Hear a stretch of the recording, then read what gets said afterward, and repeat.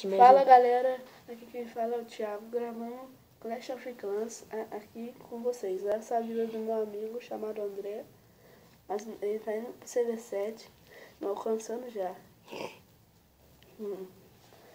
Ele tá deixando a vila dele full. Pra vocês que jogam muito Clash of Clans, hoje nós estamos aqui pra gravar pra vocês.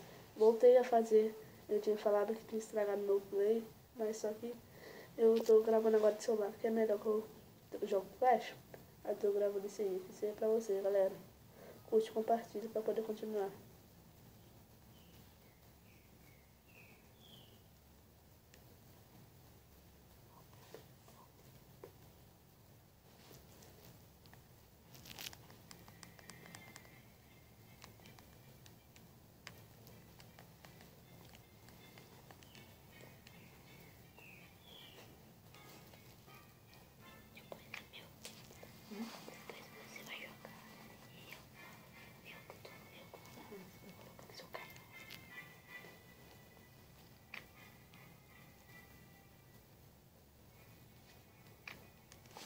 E galera, agora lançou a nova atualização. Mostra o que tem pra a nova atualização. Mostra aí, André, coloca aí.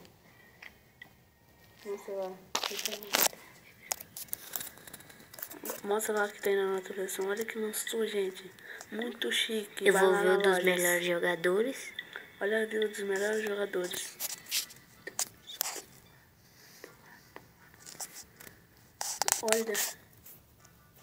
Olha, gente.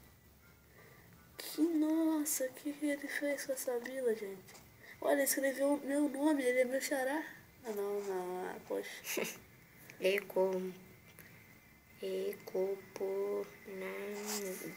Ecoponanga. Mas chique, tá? Esse, Ecoponanga. Ó, nova atualização, galera. É essa aí.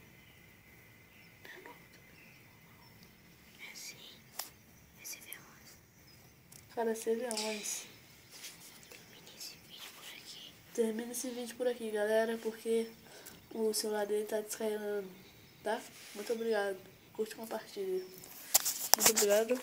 Tchau.